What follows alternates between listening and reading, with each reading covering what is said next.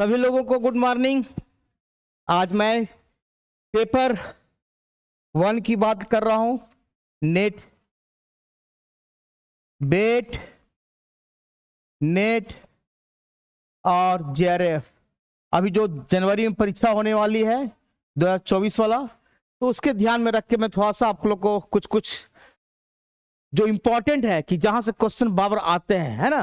मैंने एक टॉपिक के पहले चालू किया था आपका, मैं आपको नेक्स्ट ले जाता हूं स्लाइड पर ही।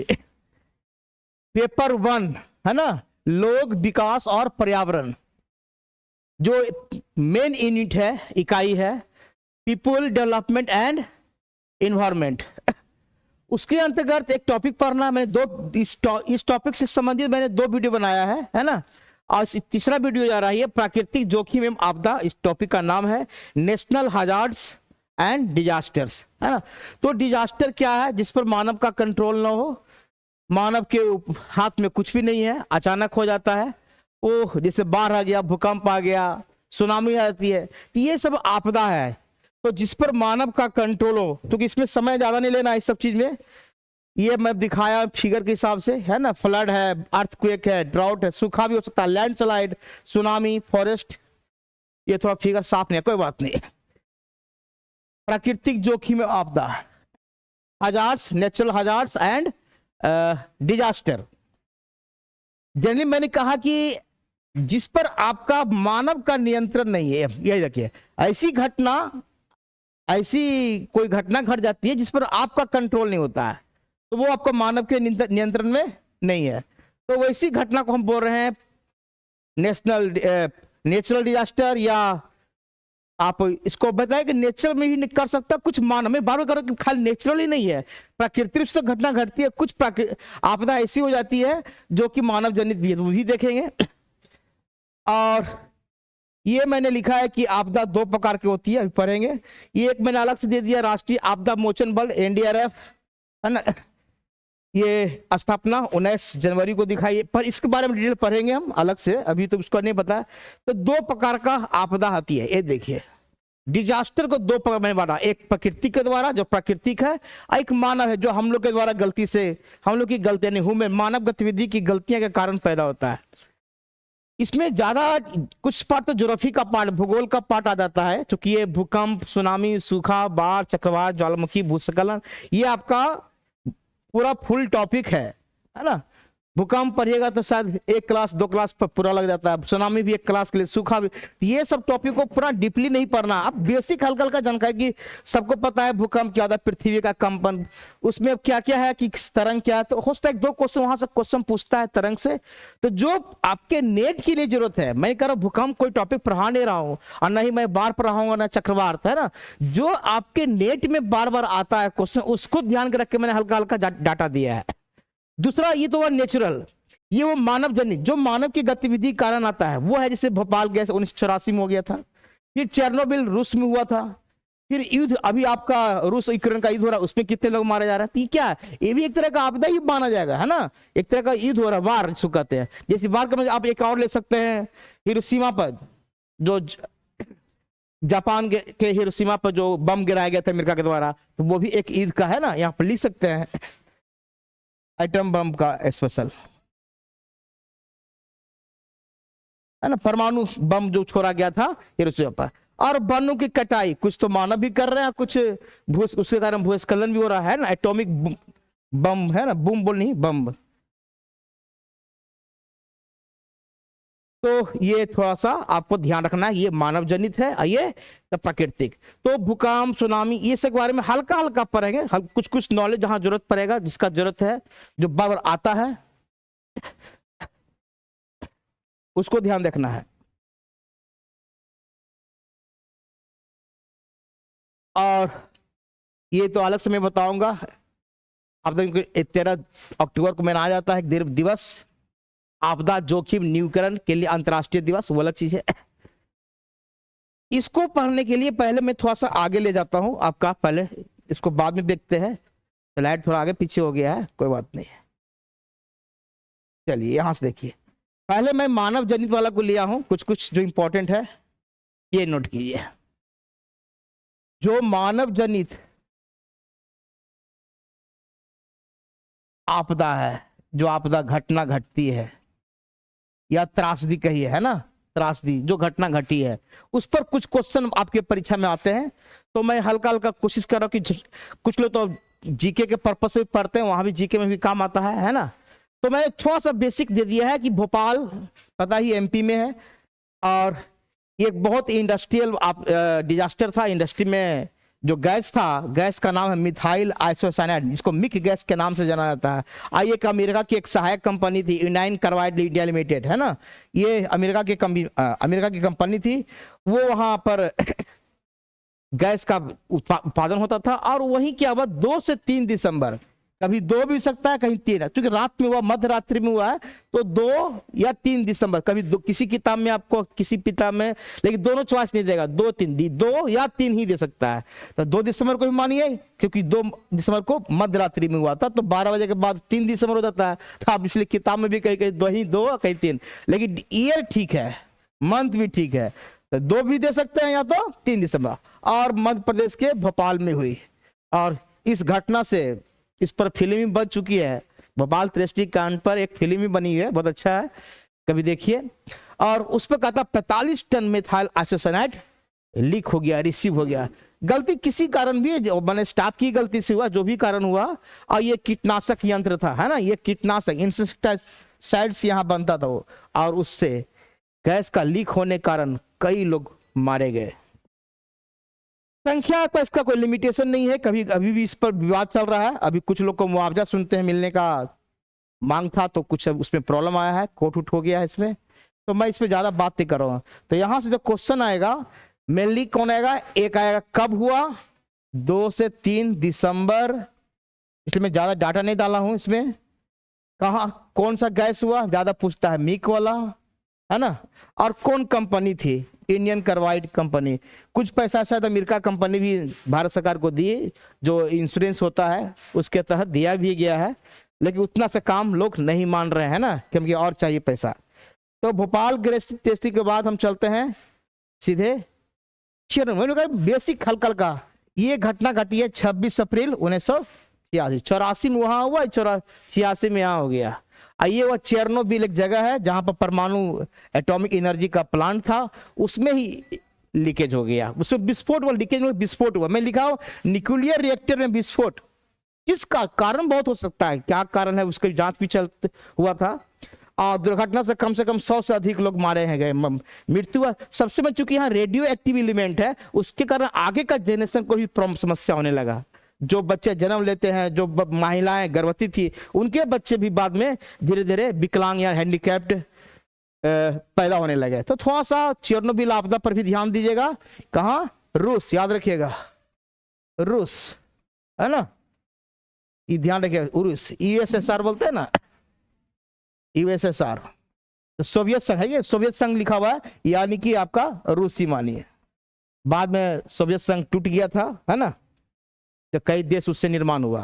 कारण मैंने बताया, रिएक्टर के डिजाइन में कुछ कमियां थी, सुरक्षा परीक्षण के प्रोटोकॉल का पालन नहीं करना, मेनली रूप से न्यूक्लियर रिएक्टर में विस्फोट हुआ, चाहे जो भी कारण हो। और उससे क्या हुआ, तो आप खाली चेरनोबिल कब हुआ, डेट याद रखिए, ज्यादा नहीं, और कारण की क्या हुआ, विस्फोट, वहां गैस लीक हुआ था, यहाँ विस्फोट हुआ, है ना। तो चेरनोबिल आपदा थोड़ा सा 26 अप्रैल 1986। सुनामी को खास से, सुनामी पता है जापानी शब्द है जिसका मतलब होता है समुद्र में भूकंप आना, समुद्र में भूकंप आया। ये हमारा भारत में भी आया था, पता है 26 जनवरी 2004 को तमिलनाडु में, टीएन हिंद महासागर में, है ना, तटीय इलाकों में हिंद महासागर। कहाँ हमारा देश प्रभावित हुआ, ज्यादा तमिलनाडु प्रभावित हुआ था, और अंडमान निकोबार, है ना, अंडमान निकोबार में भी प्रभावित हुआ। तो अच्छे लोग उसमें मारे गए थे इस सुनामी की वजह से। तो सुनामी क्या है उतना पढ़ना नहीं, सुनामी के खाली बारे में कि क्या घटना घटा, मैंने हल्का हल्का 2 लाख से ज्यादा ही लोग मारे गए थे, और इसमें 14 देश इसमें प्रभावित हुआ था, है ना। और ये एक बहुत बड़ी त्रासदी मानी जाती है, एक आपदा है। तो सुनामी थोड़ा सा की बोले, ये सुनामी एक जापानी शब्द है ना, जापानी शब्द से लिया गया है, जापानी शब्द से, तो थोड़ा सा शब्द, है ना। तो ये सब थोड़ा सा बेसिक रखिए, जिसका मतलब ही होता है समुद्र में भूकंप आना, पानी के अंदर भूकंप, पूरा उसकी लहर बहुत तेज चलती उठती है, उसके बाद सुनामी। तो ये सब खाली डाटा, हल्का सा डाटा मैंने दिया। ये भारत में आया था तो भारत का क्वेश्चन पूछ सकता है। सुनामी के बारे में थोड़ा सा और मैं डीपली दे दिया हूं हल्का सा कहीं पर। सुनामी जो है इंडोनेशिया के सुमात्रा द्वीप में पश्चिमी में आए भूकंप की वजह से आई थी, है ना। ये भूकंप कहाँ आता है? समुद्र में, याद रखिएगा। ये भी भूकंप ही है लेकिन समुद्र के अंदर। इसकी माना गया था तीव्रता तो 9.1 इतना तीव्रता आया था। अब तक का सबसे दूसरा शक्तिशाली यानी कि सेकेंड पावरफुल भूकंप था ये। 7 से ऊपर जाने पर ही सबसे ज्यादा खतरनाक हो जाता है, तो 7 से ऊपर में ज्यादा खतरनाक होता है। और बर्मा में भी है भूकंप, बर्मा प्लेट और भारतीय प्लेट के बीच टकराने के खराबी कारण कहता है कि दोनों का जो पृथ्वी के अंदर जो प्लेट है उसको टकराने से हुआ था। जो भी कारण इसको ऊपर जांच चला था बाद में। अब तो सुनामी का चेतावनी का प्लांट लग रहा है कहीं कहीं कि पहली सूचना मिल जाएगी। इस भूकंप से पानी में 750 मील का फॉल्ट लाइन 40 फीट तक हिल गई थी, है ना। ये आपका थोड़ा डाटा दे दिया, कुछ कुछ पूछ सकता है। जो जमीन का नीचे का पानी का लेयर है वहां पर कह रहा है कि पानी के नीचे 750 मील की फॉल्ट यानी कि टूटना लाइन 40 फीट तक हिल गए थे, बहुत अच्छा दूर तक खिसक गया होगा। इस भूकंप की वजह से हजारों टन वजन भी विशाल चट्टाने, जो बड़े बड़े चट्टान थे वो खिसक गई। और उसी कारण आपका अब कह रहा भारत में सबसे ज्यादा मौत कहाँ? तमिलनाडु में। तो ये थोड़ा सा कुछ डाटा जहां मुझे लगा कि देना चाहिए, जो परीक्षा के लिए आपके लिए उपयोगी है। तो सुनामी में के बाद हम नेक्स्ट चलते हैं केदारनाथ बाढ़। ये पता ही है केदारनाथ हमारा धाम है और ये उत्तराखंड में 16 से 17 जून 2013 में आया था। इसमें भी बहुत बादल फट गया था। तो कुछ कुछ ये सब मैंने दे दिया जिससे भूस्खलन भी, बादल फटा, पूरा बाढ़ आ गया, पूरा लोग टीवी पर दिखा रहा था, पूरा लोग बहे जा रहे थे, है ना। बहुत लोग मर गए इसमें। और करा कि चोराबाड़ी ग्लेशियर पर करा बादल फटने से, ये एक थोड़ा सा अच्छा क्वेश्चन बनता है, किस पहाड़ पर या किस ग्लेशियर पर बादल फट गया था, पूरा झील की तरह बन गया पानी। तो ये थोड़ा सा डाटा केदारनाथ मैं हल्का सा बाढ़ का भी दे दिया, सुनामी का दिया। चलिए थोड़ा सा देखते हैं साइक्लोन। ये क्वेश्चन आता है साइक्लोन। जनरली साइक्लोन पर हम डाटा खाली दिए कौन साइक्लोन कहां बहती, इससे क्वेश्चन आता है। साइक्लोन जनरली क्या होता है कि दो गर्म वायु राशि के मिलने से होता है ना। दो अलग अलग गर्म वायु राशि के मिलने से होता है ना। गर्म जब आपका ताप डिफरेंस रहेगा, अंतर रहेगा, एक गर्म एक ठंडा, तो उसमें कहता है प्रेशर डेवलप होगा। और प्रेशर डिफरेंस के कारण सुन लीजिए हवा तेज चलने चाहिए। अगर कोई प्रेशर अगर डेवलप होता है, लो प्रेशर और हाई प्रेशर, इसी पर खेल है इसका रहता है ना। हाई प्रेशर तो हमेशा हाई प्रेशर से लो प्रेशर की तरफ हवा जाती है ना। तो कभी कभी आता है चक्रवात का, जैसे अगर देखें अगर तो ऐसा अगर हम ये बताएं तो आप फिगर हम लोग जानते हैं। जब चक्रवात की बात करेंगे हम लोग पता है एक उत्तरी गोलार्ध होता है, ये होता है विस्फोट रेखा का, पृथ्वी मानते हैं इसको। तो ये आपका 23.5 डिग्री अगर लेंगे तो ये कर्क रेखा हो जाएगा। आइए 23.5 डिग्री नीचे लेंगे तो क्या हो जाएगा? मकर रेखा। पता है ये सब बेसिक चीज है। तो कर्क रेखा, मकर रेखा, तो यहां से जो उत्तर ये हो गया इधर की ओर, ये हो गया नॉर्थ, और ये वाला पार्ट क्या हो गया? साउथ। इसको कहते हैं नॉर्थ स्फीयर और इसको कहते हैं साउथ स्फीयर। साउथ स्फीयर का मतलब ये हुआ कि दक्षिणी गोलार्ध, हिंदी में बोलते हैं दक्षिणी गोलार्ध, और इसको बोलते हैं उत्तरी गोलार्ध। उत्तरी गोलार्ध। भारत हमारा क्या है? जस्ट 23.5 का आग यहीं पर आसपास रहता है हमारा, है ना। तो भारत का चित्र यहीं भी बनता है, जो हमारा बिहार झारखंड से गुजरता है मकर रेखा। तो ये कहने का मतलब हमारा ये वाला पार्ट में उत्तरी गोलार्ध में क्या चलेगा। कभी कभी क्वेश्चन पूछता है क्लॉकवाइज एंटी क्लॉकवाइज।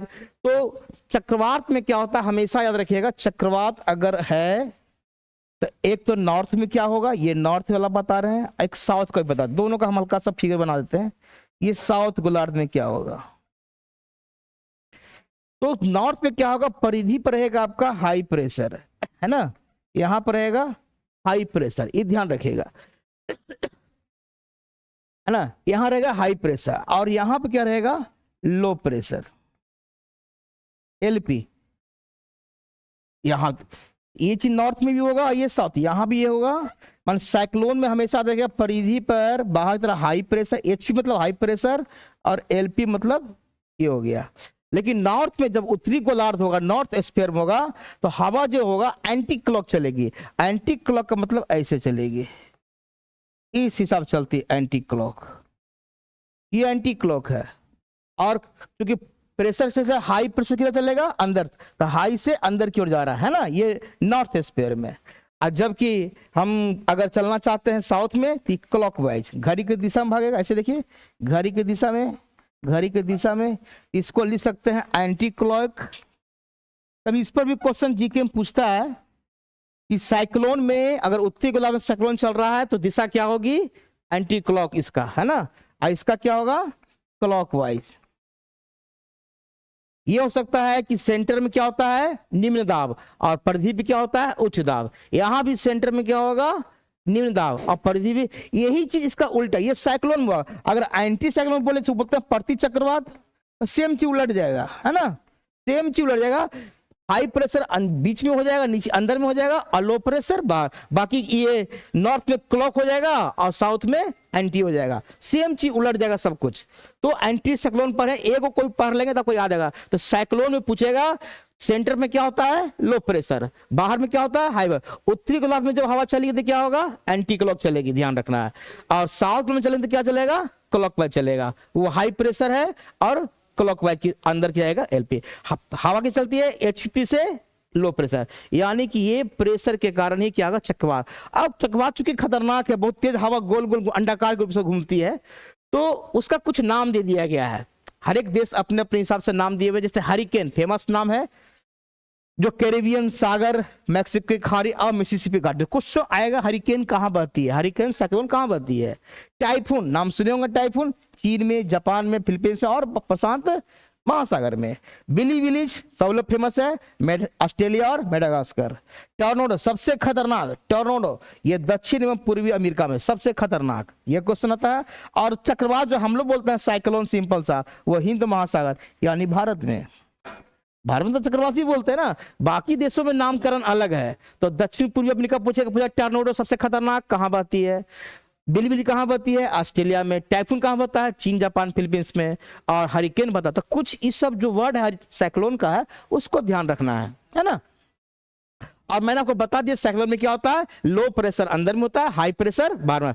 उत्तरी गोलार्ध में जब जाएंगे तो ये एंटी क्लॉक चलेगी। साउथ गोलार्ध में जब चलेंगे, अब मैं बताया साउथ क्या होता है, ऊपर पता ही दिए, और साउथ में क्या चलेगा, ये क्लॉकवाइज। लेकिन इसी का अगर एंटी साइक्लोन में चलेंगे तो क्या हो जाएगा, ये हो जाएगा क्लॉकवाइज और ये हो जाएगा एंटी क्लॉक। अब बाकी प्रेशर अंदर हो जाएगा, क्या होगा, हाई प्रेशर अंदर हो जाएगा, लो प्रेशर बाहर हो जाएगा, इसी का उल्टा। तो इसलिए ये पूरा ज्योग्राफी का पार्ट है, मैं हल्का सा बेसिक जानकारी दे देता हूं, कोशिश कर रहा हूं। देखिए थोड़ा सा इसको दो प्रकार से, तो मैंने बताया कि साइक्लोन एंटी साइक्लोन होता है। अब इसमें चक्रवात में बांट दिया है। टेम्परेट साइक्लोन, ये कभी कभी क्वेश्चन पूछता है ना। जैसे अभी आपका जो मैंने बताया गोल, ये मैंने बताया विषुवत, ये जो ये अक्षांश रेखा होता है ना, ये अक्षांश रेखा कहता है 30 डिग्री, अरे 30 डिग्री से जाकर 65 डिग्री जाएंगे तो जो एरिया होगा उसको कहते हैं शीतोष्ण कटिबंध, है ना। और उष्ण कटिबंध क्या होगा, ये दोनों गोलार्ध में, इधर दोनों तरफ लिख रहा है, दोनों गोलार्ध में जाएंगे 30 से 65, यानी 30 से 65 उधर भी और 30 से 65 इधर भी, उसको बोल रहे हैं शीतोष्ण। तो वहां पर जो चक्रवात चले उसका नाम दिया गया शीतोष्ण चक्रवात। अब अगर 8 से 24 डिग्री बीच में चलता है, यानी कि 8 से 24 जस्ट इसके नीचे वाला दोनों तरफ 8 से 24 बीच चलेगा, तो क्या नाम देंगे हम लोग, उष्ण कटिबंध, उष्ण में तो वहां से वहां गर्मी रहती है, इसलिए नाम है ट्रॉपिकल साइक्लोन। लेकिन कह रहा विषुवत रेखा, ये देखिए विषुवत रेखा के जो हमारा विषुवत रेखा है इसके आसपास नहीं चलता चक्रवात कोई। अब क्यों नहीं चलता, मैंने कारण बताया, कोरलिस, ये प्योर ज्योग्राफी का चीज है, मैं हल्का सा लिख दिया नोट में कि भूमध्य रेखा या विषुवत रेखा के दोनों तरफ जो है, चाहे साउथ गोलार्ध हो चाहे नॉर्थ गोलार्ध हो, वहां पर कोरलिस फोर्स के कारण क्या होता है, इसका साइक्लोन का अभाव होता है या साइक्लोन नहीं चल पाता है। तो थोड़ा सा क्वेश्चन करके पूछ देता है टेम्परेचर के बाद कहां से कहां पर, कहीं कहीं हो सकता है ये 30 या कहीं 35 देता है, तो एक 8 डिग्री आगे पीछे भी हो सकता है, कहीं कहीं यहाँ पर 5 डिग्री से देता है, तो उतना डरना आप लगभग में रखिए कि 8 डिग्री से 24, किसी बुक में आपको थोड़ा सा 1-2 डिग्री आगे पीछे हो सकता है, लेकिन लगभग आप चॉइस ऐसा रहेगा कि आपको पकड़ा जाएगा। ठीक है, तो ये था साइक्लोन के बारे में। चलिए दूसरा चलते हैं, ज्वालामुखी। तब ये ज्योग्राफी का पार्ट है, जितना चीज भी है मोटा मोटी, खाली हम कुछ अधिनियम पढ़ेंगे वो सब का रहेगा नया चीज पर्यावरण से संबंधित, बाकी सब आपका ज्योग्राफी का। लेकिन फिर ये बेसिक दे दिया है। ज्वालामुखी में क्या होता है, छिद्र होता है, पता है, जिससे लावा निकलेगा, मैग्मस को बोलते हैं, है ना, छिद्र होता है पृथ्वी का, सब पढ़ने जरूरत नहीं है, और उसमें कार्बन डाइऑक्साइड, ज्यादा नाइट्रोजन और हाइड्रोजन गैस निकलती है। सक्रियता के आधार पर कोई एक्टिव होता है, कोई डोरमेंट होता है, कोई डेड होता है, उस पर मैंने थोड़ा सा एग्जाम्पल दे दिया है। तो ज्वालामुखी पढ़ना नहीं आपको है, लेकिन फिलहाल बेसिक कर रहा है कि एक्टिव जो हमेशा बार बार एक्टिव रहता है ना, हमेशा वहां कुछ कुछ लावा निकलता रहता है, समय समय पर लावा निकलता है, जैसे स्ट्रोम्बली इटली का, कोटोपैक्सी इक्वाडोर का, मैंने नाम दे दिया, देश का नाम भी दे दिया है ना। थोड़ा तेज चलते हैं, बहुत लंबा है। माउंट एटना इटली, बैरन द्वीप हमारा भारत का, ये अकेला सिंगल पूछ सकता है भारत का सबसे एक्टिव वोल्केनो कौन है, ये क्वेश्चन आ सकता है ना। भारत का बैरन द्वीप एक्टिव वोल्केनो, ये क्वेश्चन बन रहा है। डोरमेंट हुआ कि बहुत दिन से नहीं हुआ, अचानक हो जाएगा, है ना, तो वो लंबे समय तक सक्रिय नहीं होने पर, लेकिन कभी कभी से बीच बीच में एक्टिव हो जाता है, कुंभकर्ण की तरह 6 महीना सोया अचानक उठ गया, है ना, तो वही डोरमेंट कुंभकर्ण की तरह। तो जैसा मैंने कहा फ्यूजियामा, ये है जापान, विसुवियस, ये सब नाम है वोल्केनो का, और किस देश में मैंने उसको बताया, नारकोंडम अंडमान, ये भी हमारा फिर अंडमान निकोबार का एक और आ गया। तो वहां पर सिंगल ही अकेला वो क्या है, एक्टिव है, और नारकोंडम आपका डोरमेंट माने सोया हुआ है। और एक है डेड या एक्सटेंट, जिसमें शायद कभी हुआ होगा, अब कभी होने की संभावना नहीं है, लंबे समय तक लावा नहीं निकला है और नहीं निकलने की आशा है, संभावना है। ये है किलिमंजारो, खत्म हो गया वो, है ना, तंजानिया में, पोपा म्यांमार में, एकागुआ अर्जेंटीना में, अध्यम बंद ईरान में। तो कुछ कुछ ये सब वोल्केनो है जिसको आप याद कर सकते हैं, कभी आपको मैचिंग के लिए दे सकता है कि लिस्ट 1 लिस्ट 2 करके कि इसको मिलाइए देश में कि कौन वोल्केनो कहाँ है। तो ये था वोल्केनो। अब आते हैं अर्थक्वेक, भूकंप। पृथ्वी का कंपन ही करना जल्दी समान रूप से भूकंप का, तो उसका कारण बहुत कारण हो सकता है, प्लेट का टकराना या कुछ भी हो सकता है, और कुछ एनर्जी निकलता है उससे होता है। तो हम उसमें नहीं जा रहे हैं, मैंने लिखा सिंपल पृथ्वी का हिलने को, हलचल को क्या कहते हैं सिंपल में, और असली जो अचानक जो एनर्जी निकलता है उसके कारण होता है। और कहता है भूकंपीय तरंग निकल, 3 तरंग निकलता है, एक प्राइमरी बोलते हैं, एक सेकेंडरी और एक सरफेस वाला। 3 को, प्राथमिक तरंग, सेकेंडरी तरंग और सतही तरंग, 3 तरह का तरंग निकलता है, और उसको हम देखेंगे भी हल्का सा, कहीं पूछता भी है कभी कभी। भूकंप का मापक, मापने का यंत्र, भूकंप मापी यंत्र, अगर ग्राफ में करेंगे तो सिस्मोग्राफ, और नहीं तो रिचर स्केल, और एक मर्केली स्केल, 2 होता है, एक रिएक्टर स्केल, एक मर्केली स्केल, है ना। ये भूकंप की तीव्रता को मापता है, और सिस्मोग्राफ पर भी नापता है, वो ग्राफ के रूप में। कहता 3 से कम रहेगा तो नहीं, सबसे ज्यादा 4 से ज्यादा रहेगा तो मानता है कि बड़े, है ना, 4 से ज्यादा खतरनाक, 4 से अगर रेक्टर पर ज्यादा पैमाना आता है तो ज्यादा खतरनाक माना गया, 7 से ज्यादा खतरनाक, है ना। चलिए हाइपोसेंटर क्या होता है, इसको ले चलते हैं। जैसे ये पृथ्वी है मान लेते हैं, ये सतह है, ये पृथ्वी के नीचे में, मान लेते हैं यहां पर क्या हुआ, भूकंप का सेंटर है ये, सुने होंगे जब भूकंप आता था पता चलता कि भूकंप का सेंटर यहाँ था, है ना, मान लो फलना देश में फलना जगह मिला। तो उस तरह का जब वैज्ञानिक जांच करते कि कहां से, कि उत्पन्न कहां से हुआ, तो जहां से भूकंप की तरंग पैदा होगी यहां से पैदा होगा, तो उसको कहते हैं फोकस। क्या बोलते हैं, फोकस। या सेंटर कहते हैं। उसी में लिखा हुआ हाइपोसेंटर या फोकस कहा जाता है, जहां से भूकंप की ऊर्जा तरंग उत्पत्ति होती है। जहां सेंटर है, जनरली ये सरफेस पर नहीं होता, जनरली पृथ्वी के नीचे होता है ना, समांतर रूप से नीचे ही होता है। अब कहता है कि अगर यहां से तरंग निकला और धीरे धीरे धीरे जो तरंग, ढेर सा तरंग तो चारों तरफ निकलेगा, तरंग तो सब जगह जाता है, जो नजदीक में जाएगा पहले, जहां पहले पहुंचेगा, है ना, तरंग तो जाकर पहुंचता है यहां जो टकरा सकता है, टंगा जाकर इधर टकरा सकता है, क्योंकि पृथ्वी का सतह है। तो जहां पर पहली बार टकराएगा, है ना, वही लिख रहे हैं, उसको कहते हैं अधिकेंद्र। यह है ईपी सेंटर। तो थोड़ा सा कुछ कुछ वर्ड को मैंने डिफाइन कर दिया है। जब वह बिंदु जहां भूकंप पृथ्वी की सतह पर पहली बार पहुंचती है, उसी को कहते हैं अधिकेंद्र। टकराया, यहां से यहां भी जा सकता है, कहीं जा सकता है, लेकिन जो पहली बार टकराएगा जिस सरफेस पर, पृथ्वी की सतह पर, उसको कहते हैं एपिसेंटर। अब मैंने कहा कि भूकंपीय तरंग 3 प्रकार का है, प्राइमरी, सेकेंडरी और सरफेस। उसको भी देख लेते हैं थोड़ा सा। तो फोकस क्या है, एपिसेंटर क्या है ना, थोड़ा सा मैं देखिए। पी तरंग मतलब प्राइमरी, ये है प्राइमरी, प्राथमिक, और ये है एस तरंग मतलब सेकेंडरी, द्वितीयक।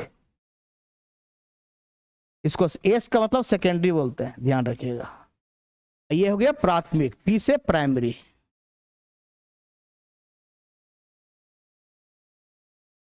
तो मैंने अभी कहा जो फोकस से निकलती है तरंग, जो पहला तरंग निकलेगा स्टार्टिंग, वो हो गया पी तरंग, जनरली यही रखिएगा। अब पी तरंग के बाद ही क्या निकलेगा, ये वाला तरंग पैदा होता है उसके बाद। तो जो पहला तरंग निकलेगा पी, जो शुरुआत में जो पृथ्वी के नीचे से निकलती है वो कम स्पीड उसकी रहती है, उसकी स्पीड कितना है 1.5 किलोमीटर, मैंने अंतर बता दिया है। और ये कितना है 1.7 गुना होता है, इसका इतना गुना, कई गुना। तो ये इससे ज्यादा खतरनाक हो जाएगा, ये बहुत कम खतरनाक होगा। ये चलेगा अनुदैर्ध्य यानी कि लॉन्गिट्यूडनल, लॉन्गिट्यूडनल चलता है ये अनुदैर्ध्य, और ये चलता है ट्रांसवर्स के रूप में। ये पूरा पढ़ना आपको है ना। तो ये तरंग लॉन्गिट्यूडनल चलेगा, और ये अनुप्रस्थ, हम लोग कहते हैं ना गिटार उटर बजाते हैं, ये अनुप्रस्थ वाला, उसमें कंपन जो होता है उस का। और साउंड हमारा क्या है, अनुदैर्ध्य तरंग है। तो ये सब थोड़ा सा पढ़ना डिटेल से अलग चीज, लेकिन हम चाह रहे हैं हल्का सा पढ़िए कि प्राइमरी तरंग क्या पूछ देगा, लॉन्गिट्यूडनल है। प्राइमरी तरंग क्या है, सबसे पहला तरंग है जो फोकस से सबसे पहले पृथ्वी पर पहुंचती है। ये कम घातक होता है, ये अधिक घातक होता है ना। फिर आते हैं इसका, ये ठोस में भी चल सकता है, तरल में और गैस में, तीनों इसका मीडियम कर सकती है। जबकि केवल सेकेंडरी वाला केवल क्या है, ठोस पे करता है। ये इंपॉर्टेंट हो गया अंतर। और पी तरंग सबसे कम नुकसान पहुंचाती है, ये नुकसान पहुंचाती है, ये पी से अधिक, लिख लीजिए, पी से अधिक नुकसान पहुंचाती है, पी से अधिक नुकसान पहुंचाती है ना। तो थोड़ा सा, लेकिन सबसे अधिक कोई और करेंगे, बता रहे हैं। तो पी तरंगे सबसे कम नुकसान पहुंचाती है, क्योंकि पहला नाम है प्राइमरी। उसके बाद याद रखिएगा ये ठोस में चलता है, ये ठोस, तरल, गैस तीनों में चलता है, ये एक इंपॉर्टेंट चीज। एक तीसरा जो मैं बताया, तीसरा तरंग जो हो गया सतही तरंग, इसको लव और रेले तरंग भी कहते हैं। बताएंगे लव तेल क्यों कहते हैं, लव तेल में भी अंतर है। भूकंप की सतही तरंग पृथ्वी की सतह यात्रा, ये सरफेस में चलता है, क्योंकि जैसे ये पृथ्वी है, सॉरी ये मानते यहां से आ गया यहां पर, अब यहां पृथ्वी पर जो चलेगा, जिसके कारण भूकंप आएगा। भूकंप इसी कारण आता है ना, हमारा भूकंप जो है इसी तरंग का है। तो सब तरंग है, लेकिन जो नामकरण जो किया गया जिससे तबाही मचेगा वो यही है। तो भूकंप के सतही तरंग पर जो यात्रा करने वाला तरंग हो जाए, जो मेन सतह पर पूरा फैलेगा, वो हो गया सतही, नाम है सतही तरंग। और ये ज्यादा, सबसे ज्यादा खतरनाक सतही तरंग होता है ना। चलता है धीमी गति जरूर, लेकिन सिस्मोग्राफ पर आसानी से पहुंचा सकता है, और सबसे ज्यादा नुकसान दे होती है। ये इंपॉर्टेंट है, सबसे खतरनाक, पूरे पृथ्वी पर नष्ट जो करेगा, जो जान माल का नुकसान होगा, वो सतही तरंग से होता है। अब मैंने बोला लव तरंग, लव तरंग चलेगा दाएं बाएं, लेफ्ट राइट ऐसे करके, और रेले तरंग चलेगी ऊपर नीचे, ये ध्यान रखिएगा, है ना। लव तरंग चलेगा लेफ्ट राइट, जबकि और रेले तरंग धरती को हिलाने का तरीका, और धरती को अगर ऊपर नीचे चलता है तो ये होता है। तो जैसे हिलती है उसके आधार पर तरंग का नाम दे दिया है। तो लव तरंग और रेले तरंग में, जबकि ये दोनों क्या है, लव प्लस रेले मिलकर बना है सतही तरंग। तो ये थोड़ा सा बेसिक जानकारी, इतना दिन में तो मतलब ज्योग्राफी का पार्ट में पूरा डीपली पढ़ाया जाता है, लेकिन हम बेसिक छोड़ रहे हैं कि आपका नेट के पर्पज से जो क्वेश्चन बन सकता है वो हम आपको तेजी से पढ़ा दें। ये था भूकंप। अब चलते हैं, अब भूकंप के बाद थोड़ा सा हम फिर वापस आते हैं, कुछ जो हमारा आपदा ये सब आया, मैं बाढ़ उड़ के बारे में नहीं बताया, ना भूस्खलन उतना इंपॉर्टेंट नहीं है ना। कुछ आपदा संबंधित जो टीम बनी है, जो गठन हुआ मैनेजमेंट के लिए, उसमें थोड़ा सा कभी कभी क्वेश्चन आ रहा है, वो पूछते बता देता हूं। ये देखिए, यहां से जो ये आपदा आता है उसके लिए कैसे कम किया जाए, कैसे न्यूनीकरण किया जाए, है ना, रिस्क को कैसे रिडक्शन घटाया जाए। न्यूनीकरण मतलब क्या होता है, ये पढ़ना भी है, आपदा जोखिम न्यूनीकरण, DRR, डिजास्टर रिस्क रिडक्शन। हो सकता फुल फॉर्म भी पूछ दे DRR का, आपदा जोखिम न्यूनीकरण, यानी कि किसी प्रकार जो आपदा हुआ है उसको किसी तरह से कम किया जाए, कैसे कम से कम जान नुकसान हो, वही लिखा है। आपदा जोखिम को रोकना भी है, को कम करना भी है। अब बचे हुए जोखिम जो कुछ लगा कि और हो सकता है, जैसे भूस्खलन हुआ तो कुछ देर हुआ फिर लगता और, या बाढ़ आता तो उसके लिए कैसे प्लान बनाया है ना, तो उसके लिए लाया है आपदा जोखिम न्यूनीकरण, DRR, डिजास्टर रिस्क रिडक्शन। ये थोड़ा सा इंपॉर्टेंट है, बने जान माल की क्षति कम हो उसके लिए। और आपदा जोखिम न्यूनीकरण का आपदा जोखिम प्रबंधन का ही नीतिगत उद्देश्य है, मैनेजमेंट ही है, इस तरह से कम करना।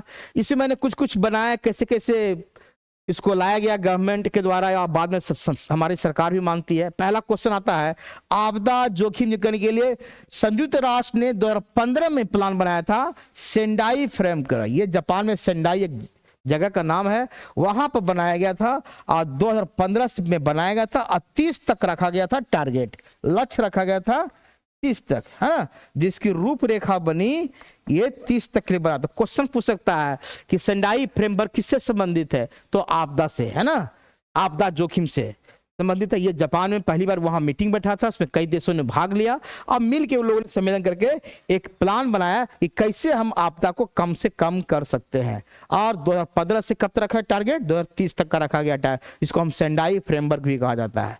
तो ये थोड़ा सा पूछ सकता है, सेंडाई फ्रेमवर्क किससे संबंधित है, आपदा जोखिम न्यूनीकरण से।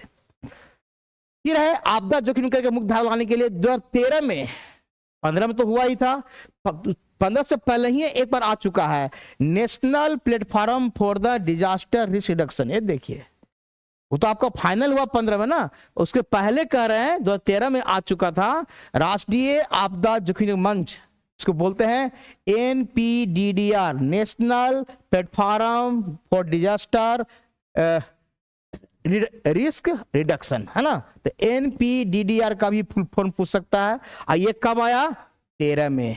अब 15 में क्या आया, आपका न्यूनीकरण वाला जो पढ़ रहे हैं, आपदा जोखिम न्यूनीकरण, जिसको हम बोले क्या चीज, DRR, डिजास्टर रिस्क रिडक्शन, है ना। तो ये थोड़ा ध्यान देना है। और कहता है कि इसी को ध्यान कर रखने के लिए 2024 में एक थीम, ये क्वेश्चन बहुत चांस है कि इस बार आज दा है ना, नए करंट से क्वेश्चन है। अंतर्राष्ट्रीय दिवस पर हमसे रखा गया, मैंने बताया था अभी कुछ समय पहले ही बताया था कि आपको रुक जाइए, थोड़ा समय लेता हूं।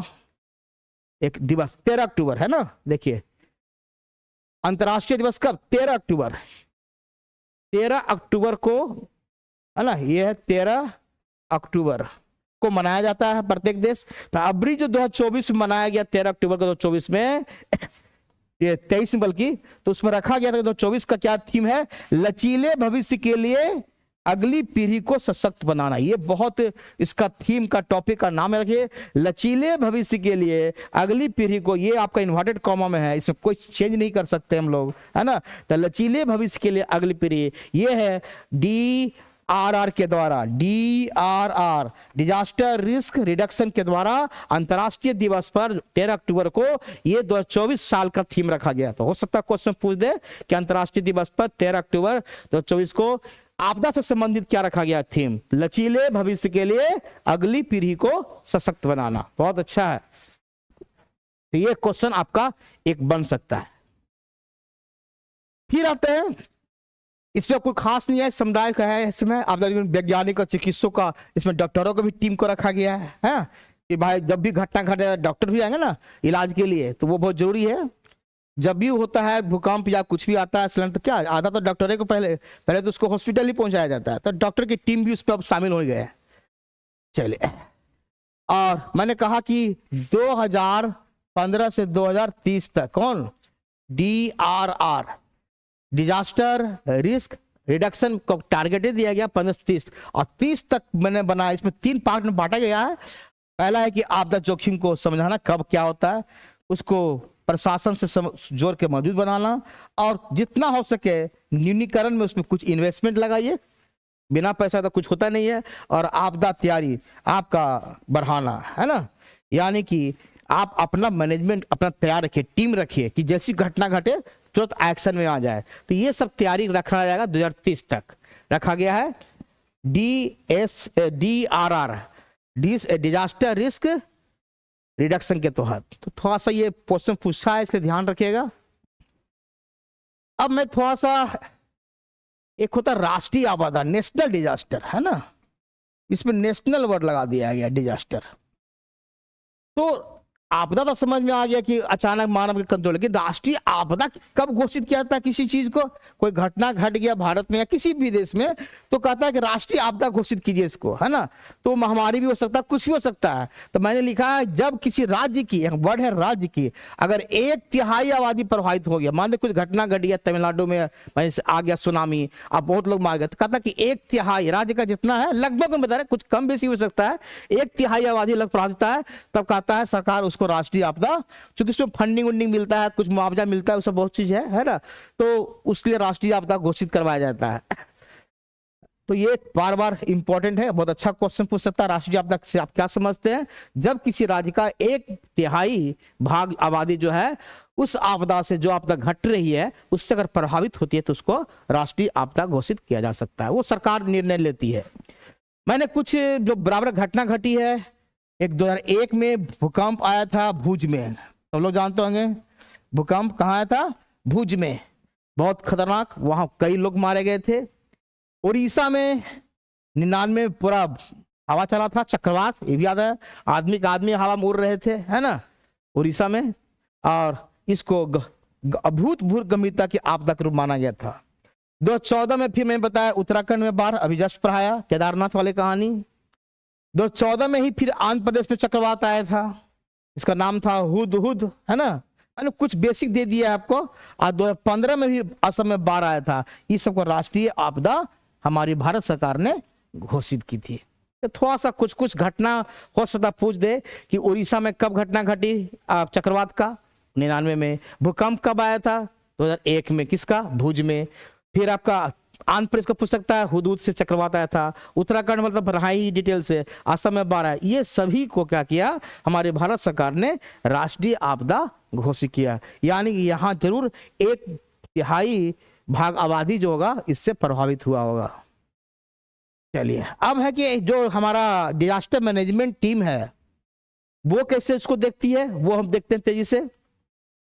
एनडीआरएफ, अभी नाम सुने होंगे, है ना, हर एक जगह एनडीआरएफ की टीम तैनात रहती है। जहाँ कहीं पर देखते हैं कि फंक्शन होता है तो वहाँ टीम रहती है कि कहीं कुछ दुर्घटना हो तो उसके लिए तैयार रहना है। एनडीआरएफ की टीम कहीं भी भूकंप होगा, कहीं भी समुद्र में या कुछ घटना घटती है, तुरंत पहुंच जाती है। तो सब जगह स्टेट वाइज बनाया हुआ इसको है। इसको हम बोलते हैं राष्ट्रीय आपदा प्रतिक्रिया बल, नेशनल डिजास्टर रेस्पॉन्स फोर्स। तो फोर्स का फुल फॉर्म भी पूछ दे, एनडीआरएफ का फुल फॉर्म क्या होता है, नेशनल डिजास्टर रेस्पॉन्स फोर्स। ये भारत का एक स्पेशल फोर्स है जो आपदाओं से निपटने के लिए बनाया है। सही बात है। और क्वेश्चन ये पूछता है, ये गृह मंत्रालय के अधीन काम करता है, ये इंपॉर्टेंट है। एनडीआरएफ जो टीम है ये गृह मंत्रालय के अधीन काम करता है ना। और एनडीआरएफ आपदा प्रबंधन नियम 2005 के तहत बनाया गया था। ये एक्ट आया था, एक एक्ट आया था प्रबंधन अधिनियम 2005 में, और उसके तहत क्या हुआ, एनडीआरएफ का गठन हुआ है। तो ये क्वेश्चन 2-3 को बन सकता है एनडीआरएफ के सहयोग से। एनडीआरएफ से जुड़ी खास बातें, 5 में तो एक्ट आया था, स्थापना का बाद 26/19 2006, पहला चीज। क्यों बनाया गया था? आपदा से निपटने के लिए। भारतीय सेना का सभी शाखा इसमें शामिल होती है, और ये बाढ़, भूकंप, भूस्खलन, वही जो भी राष्ट्रीय आपदा या प्राकृतिक आपदा है उसी से बचाने के लिए, निपटने के लिए, कई कई आतंकवादी हमलों से भी काम करते हैं ये लोग, है ना। चलिए, मैंने कहा महामारी से, एनडीएफटी वित्तीय सहायता, ये सब आकाशीय शुल्क एनसीसी की मिलता है, ये इनको फंडिंग भी मिलता है ना, एनसीसीडी के जरिए से।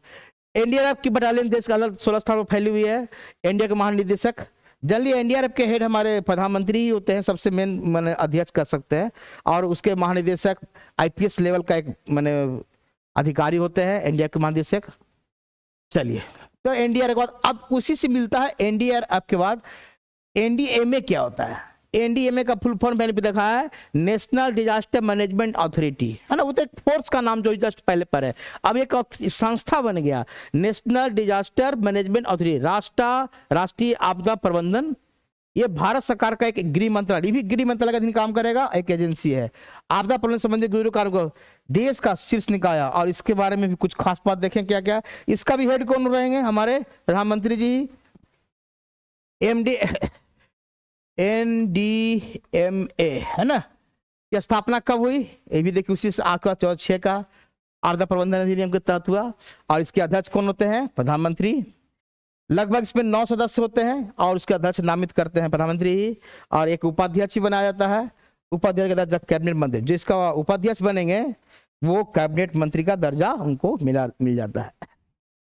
और एनडीएमए का काम प्राकृतिक और दोनों आपदा से निपटने के लिए होता है, इससे उसी बात है।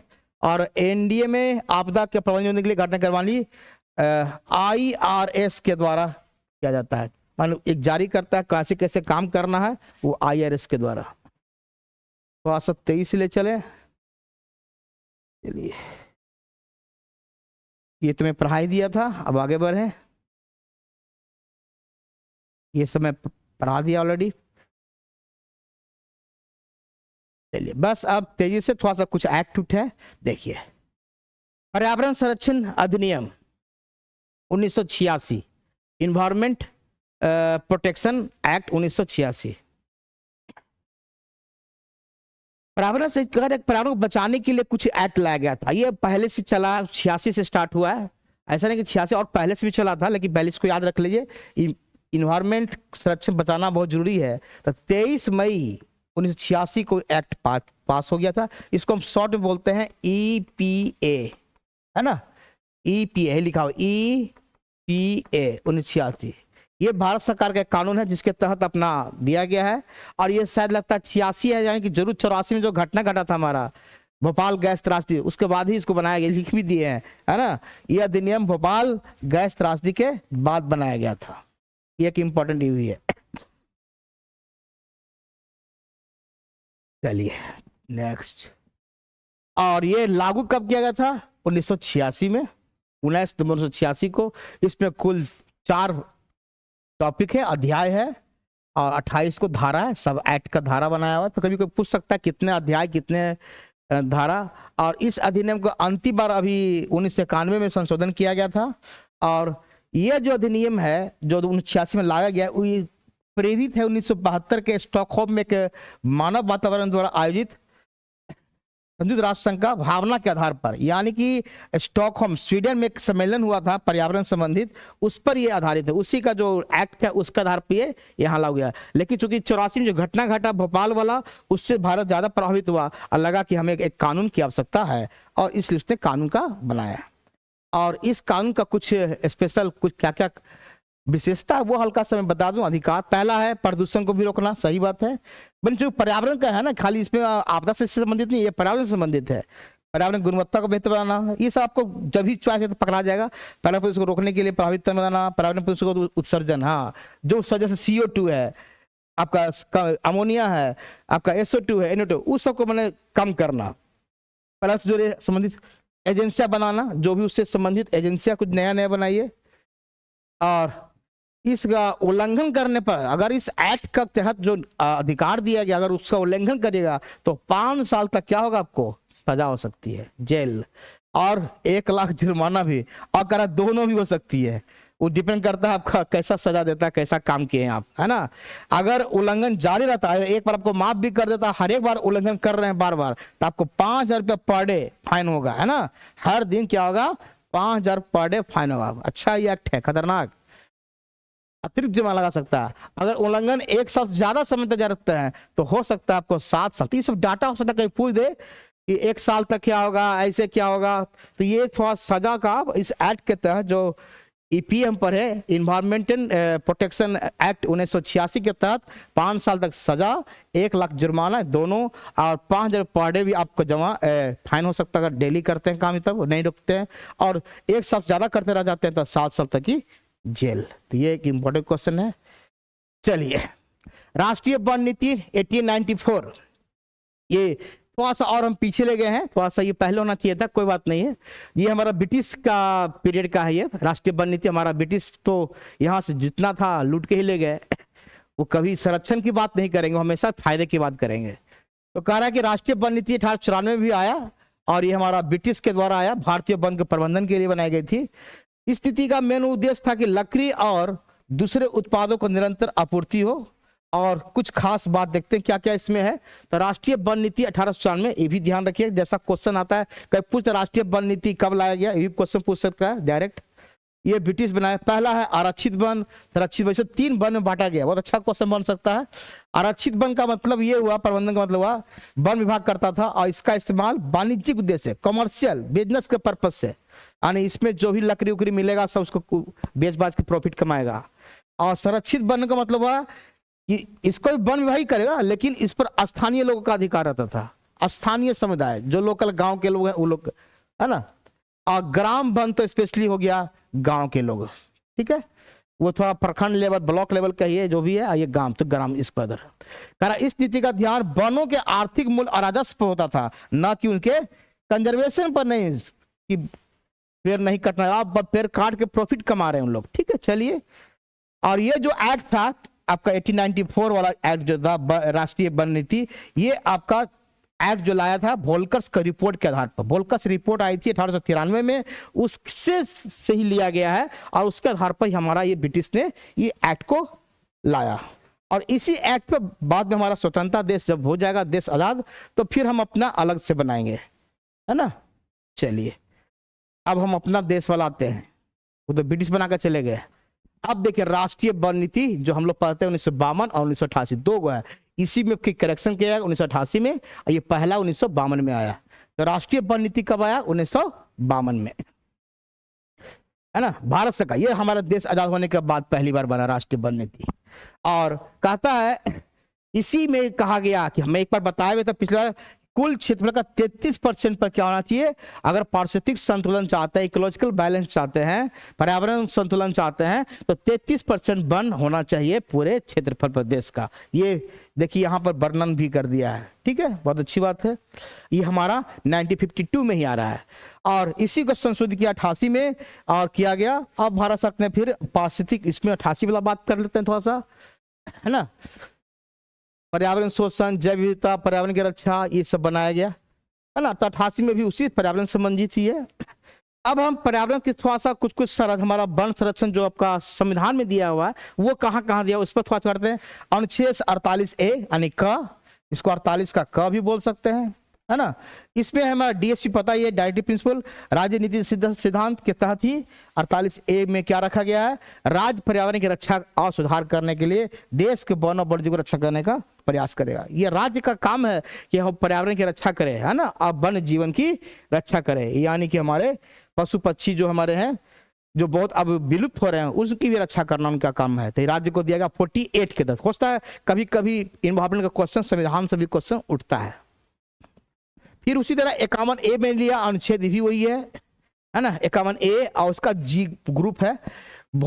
मौलिक कर्तव्यों A और G में प्रत्येक नागरिक को, तो राज्य काम करेगा, प्रत्येक नागरिक को वन जीवों को सुरक्षा कर, प्रत्येक नागरिक को भी ये चाहिए कि हम भी अपना दायित्व निभाए, है ना, इन्हें राज्य आपके लिए है, तो अच्छी बात है। इसमें भी दिया, प्रत्येक नागरिक की बात किया। और एक अनुसूची हमारा है 7वीं अनुसूची, 12 अनुसूची होता है टोटल, 7वीं अनुसूची तक कहा गया कि वन, जंगली जानवरों और पक्षियों के संरक्षण के लिए भारत के संविधान संवर्धित सूची में शामिल किया गया। ये इंपॉर्टेंट क्वेश्चन। 3 सूची होता है सबके, राज्य सूची, संघ सूची और संवर्धित सूची। ये इंपॉर्टेंट है, तो पूछ सकता है वन से संबंधित या पर्यावरण, वन एवं, है ना, वन्य जीव, वन्य जीव को कहाँ रखा गया। इस पर अगर कानून बनाना रहेगा तो दोनों का, यानी कि केंद्र और राज्य सरकार दोनों इस पर कानून बना सकती है।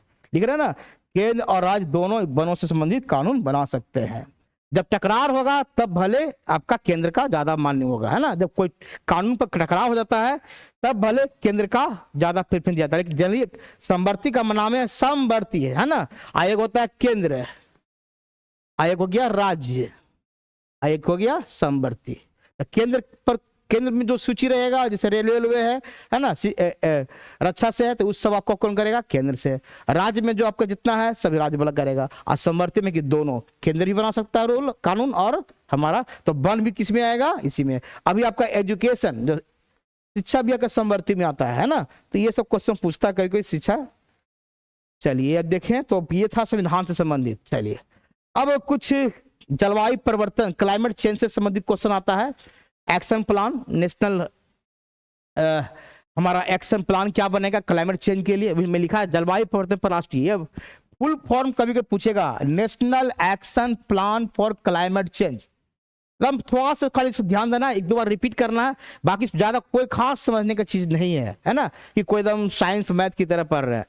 मैंने खाली आपको डाटा को एक जगह लाया है, अब आपकी पक्षा की में पॉइंट को निकाल दिया जाए, जो परीक्षा काम ले, कचरा नहीं है, pure to the point, net के पर्पज से बनाया गया है।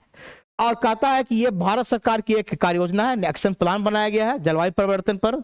और जलवायु परिवर्तन जो भी खतरा हो रहा है उससे निपटने के लिए ही लाया गया। मनमोहन सिंह उसमें थे, अभी पता है हाल फिलहाल में मनमोहन सिंह 2-3 दिन पहले देहांत हो गया इनका। क्या बहुत अच्छे एक वित्त मंत्री और प्रधानमंत्री दोनों के रूप में कार्य किए इनका, यानी कि वित्त में तो बहुत बड़ा रोल रहा। 91 में पता है सबको, हमारा लिबरलाइजेशन, उदारीकरण इन्हीं पर के कारण आया। तो चलिए जो भी है, 30 जून 2008 को इन्हीं के प्रयास से क्या हुआ, हमारा ये एक्शन प्लान बना, है ना, जिसको हम बोलते हैं, ये आप पढ़े होंगे, हम लोग पढ़ाए भी थे, SDG, जिसमें 17 का टारगेट था, उसी टारगेट के आधार पर बनाया गया था, है ना। SDG सस्टेनेबल डेवलपमेंट, जो मेरा पहला क्लास है उसमें मैंने पढ़ाया था, एक बताया था मिलेनियम डेवलपमेंट, MDG, इसमें 8 गो प्लान था, गोल था। तो ये उसी के आधार पर इसने क्या किया, 30 जून 2008 को ये प्लान बनाया गया, जिसको बोला national action plan on climate change से संबंधित, ताकि पर्यावरण को सुरक्षित किया जा सके।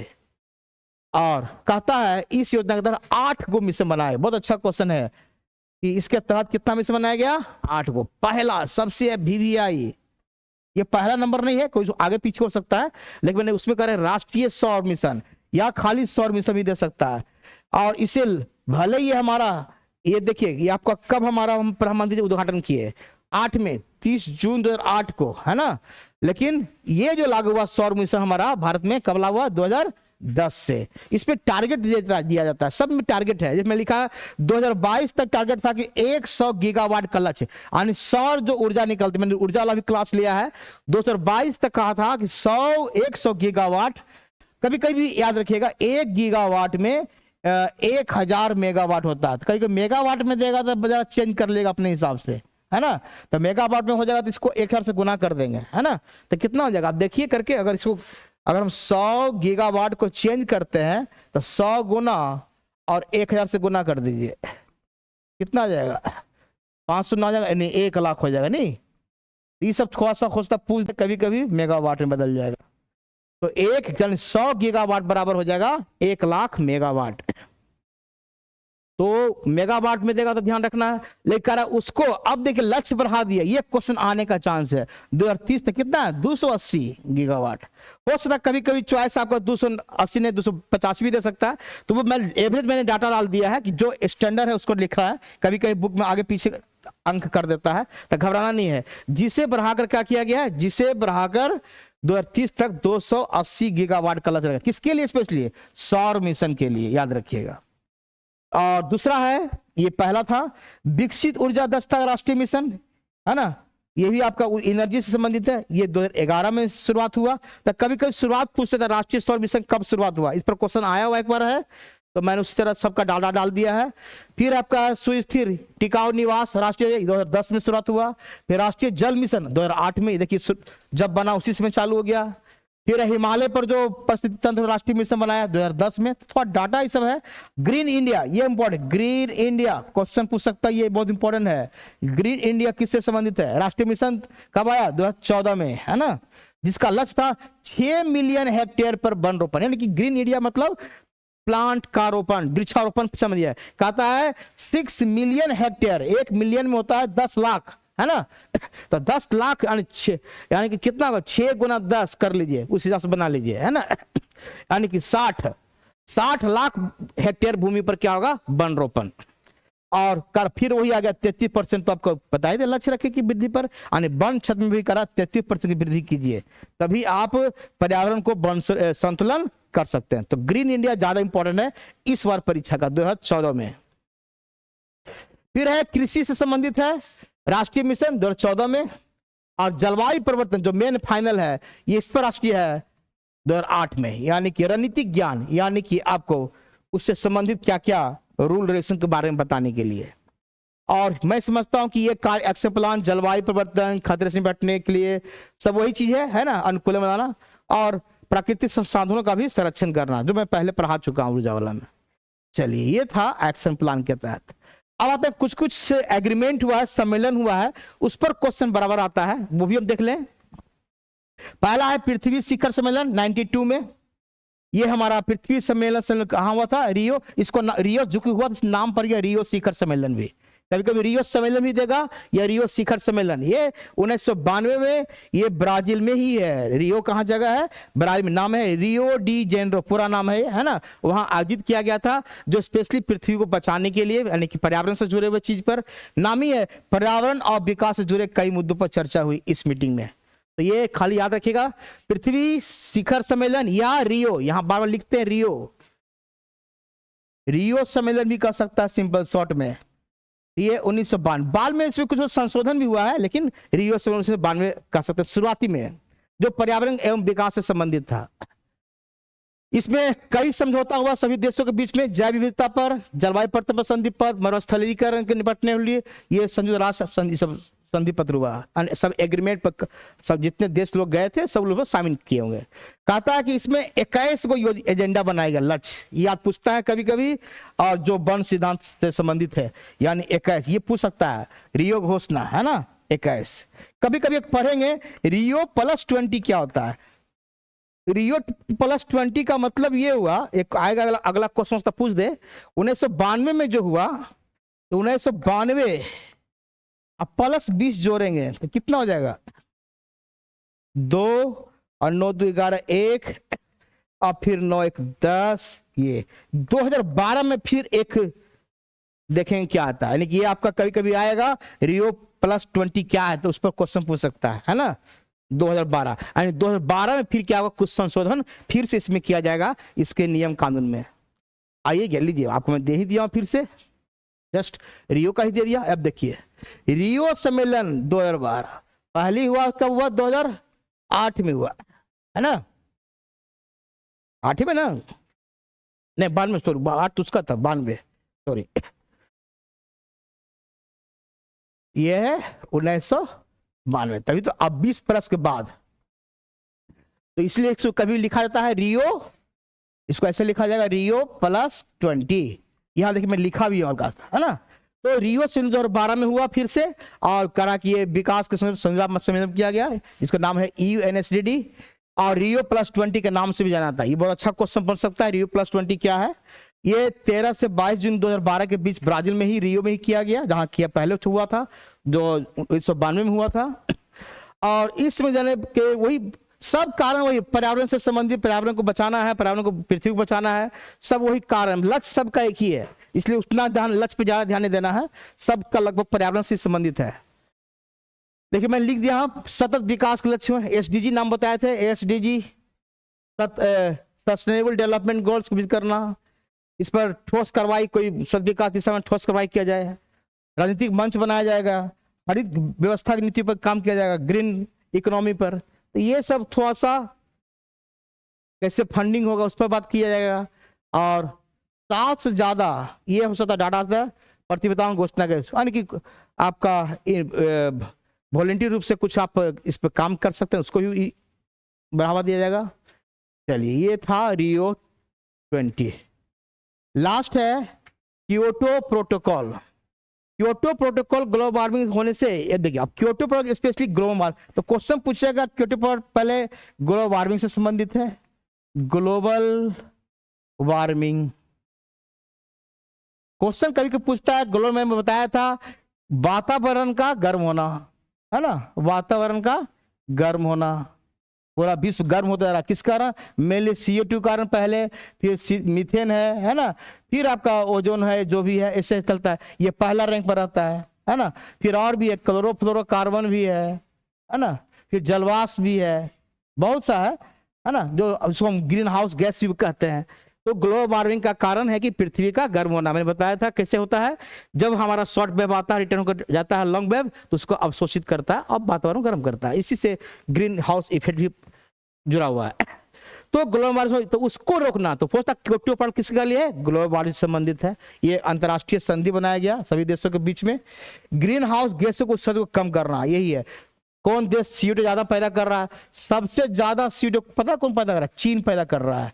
सेकंड, CO2 में सबसे अधिक लिख लीजिए, चीन पहला रैंक पर है, सेकंड रैंक पर USA है ना, फिर आपका रूसिया है, ऐसे है। कभी क्वेश्चन पूछता है सबसे अधिक CO2 किसने पैदा कर रहा है? चीन, USA सबसे, उसके बाद रूस, भारत, उसके बाद भारत आएगा, है ना। भारत थोड़ा कम ही कर रहा है फिर भी और लोग की तुलना में, तो लोग विकसित देश है इसलिए ज्यादा कर रहा है ना। तो ये क्वेश्चन पूछ सकता है। तो ग्रीन हाउस गैसेस के उत्सर्जन कम करने के लिए, यानी सबको कम करने टारगेट दिया गया है। और ये जब क्योटो कहां पड़ता है? जापान में एक जगह है जहां पर 11 दिसंबर 1900, यानी कि इसको आप लिख सकते हैं 1997 में ये क्योटो प्रोटोकॉल आया था, है ना, जिसके तहत ये सब एग्रीमेंट किया गया हमारे सभी देशों के साथ। तो लागू कब किया गया था? 16 फरवरी 2005 को।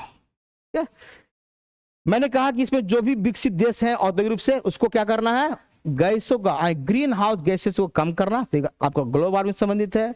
इसको 2 रखा गया, एक 2008 से 12 रखा गया और दूसरा उसके बाद 13 में शुरुआत हुई। तो थोड़ा 2 चरण में बांटा गया कि पहले 12 तक का रखते हैं टारगेट, फिर 12 के बाद रखेंगे। और सभी को इसमें भाग लेना है, सभी को इसमें कम करना है ग्रीन हाउस गैसेज, है ना। चलिए, और इसके तहत उत्सर्जन कटौती का उद्योग पर ना है। हाँ, मैंने ऐसा कटना है कि उद्योग भी चलते रहे, ऐसा नहीं उद्योग पर मैंने असर न पड़े। ये इसको हम बोलते हैं CDM, है ना, क्लीन डेवलपमेंट मैनेजमेंट। ये अच्छा क्वेश्चन बन सकता है। उत्सर्जन कम करना जरूर है, लेकिन आपका इंडस्ट्री पर प्रभाव ना पड़ना चाहिए, ये ध्यान रखिएगा। चलिए, हो गया आपका क्योटो प्रोटोकॉल। एक और है मॉन्ट्रियल, बस 2-3 और बच रहा है। ये सब क्वेश्चन आता है इसलिए मैंने दे दिया बार बार, है ना। सॉरी, मॉन्ट्रियल, ये देखिए अभी क्योटो के बाद आ गया मॉन्ट्रियल। सब आपका वो था आपका ग्रीन हाउस से, ये हो गया ओजोन लेयर के। ओजोन लेयर जो छिद्र होता है, मैंने बताया था ना ओजोन लेयर कैसे कहाँ है, हल्का सा मैंने बताया था। पास लेते हैं, यहाँ पर जगह कम है। ओजोन लेयर में बताया था पृथ्वी से जाएंगे, है ना, ऐसे बनता है। ये हो गया ये हो गया क्षोभ मंडल, फिर ये समताप मंडल, है ना, फिर उसके बाद मध्य मंडल बनेगा, फिर आयन मंडल बनेगा, फिर जाएगा बहिर्मंडल। तो इसमें समताप मंडल में ये कम से कम आपका 20 से 35 किलोमीटर के बीच में रहता है ना। यानी कि ओजोन लेयर जो हुआ, ओजोन लेयर जो है, या ओजोन लेयर कहिए चाहे स्तर कहिए, ये आपका 20 से 35 किलोमीटर के बीच में है, यानी 15 किलोमीटर की इसकी मोटाई है ना। और ऑब्जेक्ट को नापते क्या है? डॉब्सन यूनिट से। डॉब्सन, ये भी कई क्वेश्चन पूछता है, ओजोन को नापने की इकाई क्या है? O3 को डॉब्सन यूनिट से। तो क्वेश्चन कोई पूछता है। आइए, किसमें है? समताप, समताप यानी कि स्ट्रेटो इस पे बोलते हैं इसको, स्ट्रेटो स्फेयर, है ना। और इसी के अंदर कभी कोई पूछता है कि ओजोन लेयर कहाँ पाया जाता है, तो समताप में, है ना, स्ट्रेटोस्फीयर में। तो मॉन्ट्रियल प्रोटोकॉल ओजोन परत को नष्ट करना है ना, ये ध्यान रखना है। ओडीएस पर एक अंतर्राष्ट्रीय समझौता बनाया गया। इस समझौता ओजोन परत को बचाने का काम, कि कैसे ओजोन परत को बचाया जाए, जो छिद्र हो रहा है उसको कैसे रोका जाए, जो गैस हमारा जा रहा है क्लोरोफ्लोरोकार्बन, चाहे जो भी है हाइड्रोफ्लोरोकार्बन या CO2 या फिर मीथेन, उससे भी होता है, जिसके कारण वो ज्यादा ओजोन लेयर डिप्लेशन हो रहा है, छिद्र होते जा रहा है। तो उस पर रोकने के लिए तो सीधे क्वेश्चन, मॉन्ट्रियल प्रोटोकॉल किससे संबंधित है? ओजोन परत को सुरक्षा करने के पर्पज से। ये कब बना समझौता? 87 में बना। और लागू कब हुआ? 89। मैं दोनों दे दिया हूं, तो 87 भी दे सकता, कहीं कहीं कहीं 89। तो 87 में क्या हुआ? ये एक्ट पर सब लोग हस्ताक्षर किए, और 1 जनवरी 1989 से क्या हुआ? ये लागू हो गया। जो लोग इस पर हस्ताक्षर किए उनको उनकी जो एग्रीमेंट का शर्त है उसको मानना पड़ेगा, और किस तरह से हम उत्पादन कम से कम करें कि हमारा ओजोन लेयर बच जाए। देखिए, मैंने पहला फीस बताया, ओजोन परत को नुकसान है ना, लगभग 100 रसायन के कारण को नियंत्रित करने को रखा टारगेट। हम तो 4-5 लोग पढ़ते हैं बस, CO2, क्लोरोफ्लोरोकार्बन, है ना, ओजोन, फिर आपका क्लोरोफ्लोरोकार्बन हो गया, फिर CO2 हो गया, मीथेन, है ना, अमोनिया, N2O, है ना, N2O भी आता है। तो कहने मतलब यहाँ पर कह रहा 100 को कम से कम, 100 तो यहाँ लिखना समझ लीजिए, कह रहा कि कम से कम 100 को नियंत्रित करना है, इस समझौता में बताया गया। बाकी डाटा होगा। इन रसायनों को हर समूह के लिए एक समय सारणी की तैयार की, कौन रसायन कब तक खत्म करना है या कम से कम कितना करना है, उसका टारगेट बनाया गया है। इसलिए तो विकासित देशों को 10 साल का चरण, 10 साल पर रखा गया है ना, 10 साल का चरणबद्ध तरीके से करना है। मॉन्ट्रियल में 196 देश इसमें साइन किया, इस एग्रीमेंट पर। ये अब तक इसमें 8 बार संशोधन हो चुके हैं। अभी हाल फिलहाल में जो हुआ है किंगाली में, है ना, रवांडा जगह है देश, वहां 2019 में हुआ है किंगाली। पढ़ेंगे भी क्या हुआ किंगाली में, क्यों संशोधन में क्या किया गया। माना जाता है कि अगर इस समझौते का पालन पूरी तरह तो 2050 तक हमारा ओजोन लेयर में जो छिद्र हुआ वो पट जाएगा, ठीक हो जाएगा, यानी ओजोन परत का जो बीमारी है वो समाप्त हो जाएगा, है ना। ओजोन परत पर अगर ईवी रे नहीं रोकेगा तो हम लोग को स्किन कैंसर और कई कैंसर तरह का बीमारी फैल जाएगा। इससे अल्ट्रावायलेट चूंकि पृथ्वी पर आ जाती है, तो 2050 तक का रखा गया कि इस पालन कर लें इस एग्रीमेंट का, तो शायद ठीक है। अब बस किंगाली समझौता क्या हुआ, जो 8वां संशोधन लाया गया वो थोड़ा दिखा रहे हैं। किंगाली, है ना, किंगाली समझौता जो मैंने कहा हुआ, रवांडा में देश में। किंगाली समझौता देखिए क्या है, मॉन्ट्रियल प्रोटोकॉल का 8वां संशोधन है। ये अच्छा क्वेश्चन है ना। और कब लाया गया? 2016 में। ये भी याद रखिएगा कब लाया गया। इसमें कहा कि ठीक है, सब कुछ है आपका ओजोन लेयर बचाना है। इसने एक स्पेशल कहा CFC को तो कम करना ही करना है। CFC मतलब क्या हुआ? क्लोरोफ्लोरोकार्बन बोलते हैं ना, CF2 Cl2 भी लिखते हैं, कहीं लिखते हैं, या जो भी है, क्लोरोफ्लोरोकार्बन एक ये हुआ। और एक होता है HFC, हाइड्रो फ्लोरोकार्बन। ज्यादा हानिकारक ये होता है, ओजोन लेयर को डिप्लेशन करने में क्लोरोफिल, चूंकि इस पे क्लोरीन होता है, जो क्लोरीन होता है यही मेन ज्यादा दिक्कत करता है। यही मैं बताया भी था रिएक्शन आपका, कि क्लोरीन जाकर क्या करता है, इसका O3 से रिएक्शन करता है, ClO बनाता है प्लस O2 निकालता है। ये चेन रिएक्शन चल जाता है नवजात ऑक्सीजन के द्वारा।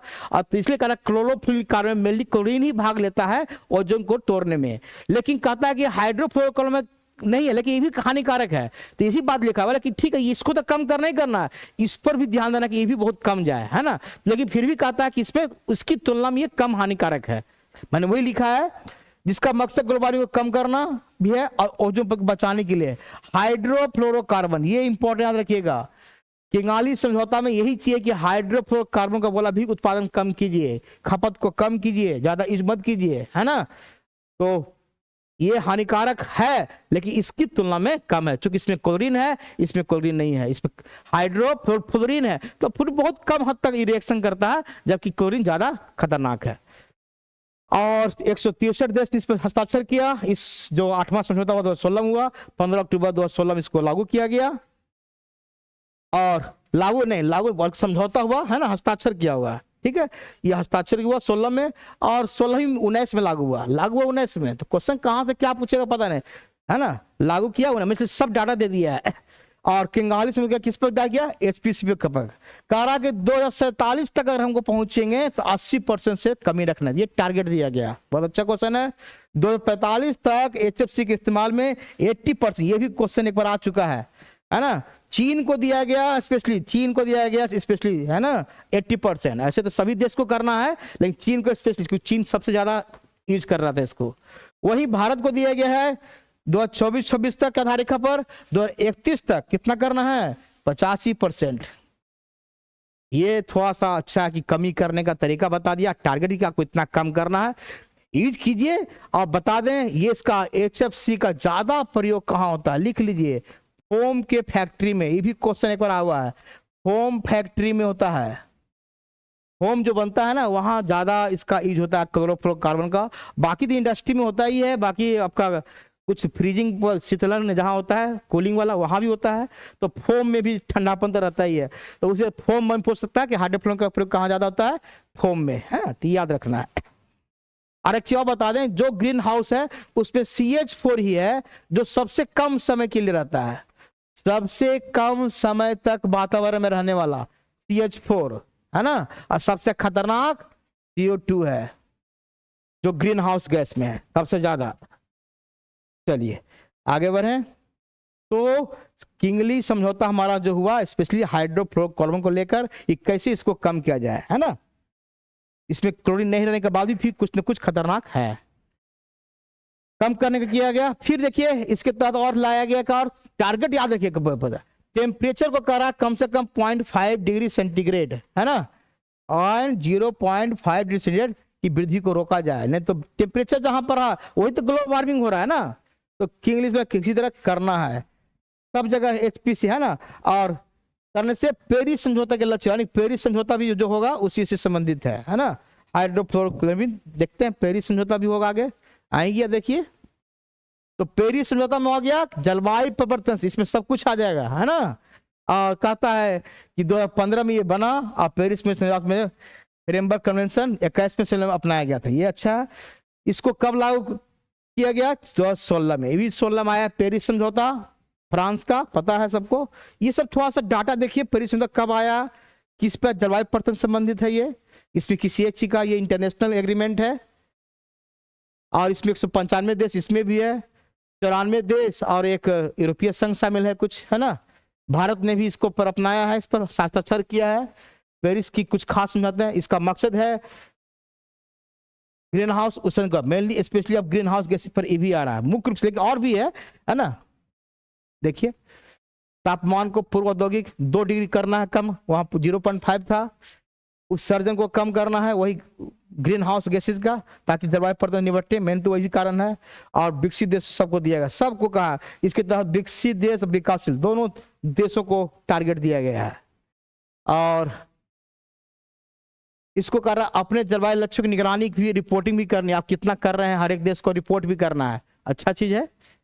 आपका मॉनिटरिंग भी होगी कि आप कर भी रहे हैं कि नहीं कर रहे हैं। भारत इसमें क्या किया, देखिए भारत ने एक स्तर बनाया है, राष्ट्रीय पर निर्धारित योगदान, नेशनली डिटरमाइंड कंट्रीब्यूशन, एनडीसी बोलते हैं क्या, ये 2030 तक इसने एक प्लान बनाया है ना, कि अपनी उत्सर्जन को तीव्रता को 2005 के मुकाबले कितना करेगा, 30 इतना परसेंटेज क्या कम करने के लिए। 2005 में जितना है उसके मुकाबले में 33 से 35% क्या होगा, कम करने का लक्ष्य रखा, जो ग्रीन हाउस गैसेज है, जिससे हमारा जलवायु परिवर्तन में असर पड़ रहा है। तो ये भारत का टारगेट दिया गया, अपना रखा है इसने। चलिए और ये लास्ट है, भारत ने वृक्षारोपण और वन क्षेत्र में वृद्धि के माध्यम से 2030 तक 2.5 से लेकर 3 बिलियन टन CO2 के बराबर कार्बन को सिंक करना है। सिंक मतलब कहीं उसको खपत करा देना है ना, यानी जमा कर लेना है, उसको यूज कर लेना है। यानी सिंक का मतलब कि उसको बराबर कैसे, उसको अगर मतलब CO2 हम कर रहे हैं, उत्पादन हो रहा है, तो हम ऐसा करें कि प्लांट लगा दें, प्लांट लगाने से क्या होगा, CO2 आपको ये खींच लेगा ना, जो खाना बनाने में क्या होगा ये, तो प्लांटेशन भी एक होगा, और भी कुछ कुछ जहां पर वैसा सब बड़ा बड़ा चीज बना के जहां CO2 का ज्यादा प्रयोग हो, जो निकल रहा है उसका हम यूज भी कर लें तो और अच्छी बात है। उसी प्रकार उसको बने किसी तरह से जो एक्स्ट्रा पोल्यूशन है या जो भी निकल रहा है उसको सिंक कर लें, उसको किसी तरह यूज कर लें या कहीं स्टोर कर लें, है ना, जहां से आप उसको यूज कर सकें। तो आप प्लांट सबसे अच्छा तरीका है कि पूरे प्लांटेशन विधि अपनाइए, वृक्षारोपण सबसे बेस्ट तरीका है CO2 को कंट्रोल करने के लिए। और हम समझते हैं कि ये 2030 का ये आपका खत्म। अब ये आपका जो टॉपिक था लोग विकास एवं क्या था पर्यावरण, ये टॉपिक मैंने आज समाप्त कर दिया है। इसके बाद मैं इसका कुछ MCQ एक दिन लेके आ जाऊंगा, है ना, जो भी MCQ रहेगा, और इसके बाद फिर देखते हैं कुछ क्वेश्चन आपको हम नेक्स्ट टाइम आपका। इसके बाद मेन टॉपिक हम समझते हैं कि एक रिसर्च वाला छूट रहा है ना, देखते हैं रिसर्च हो जाता अच्छा रहेगा, रिसर्च में क्वेश्चन ज्यादा आता है। तो अगला मैं रिसर्च क्या है, रिसर्च का क्या प्रकार है, कौन कौन किस फील्ड में कैसे रिसर्च किया जाता है, क्या उसका मेथड है, वो देखते हैं, ठीक है। तो इसको जाकर दोबारा देखें। हम समझते हैं कि अब समय कम है, क्योंकि कम समय में ज्यादा पढ़ाना, तो मेन पॉइंट को ही डील कर सकते हैं ना सभी लोग को। नहीं, चलिए तैयारी करते रहिए, रिवीजन करते रहिए पीछे का, ठीक है। चलिए, थैंक यू।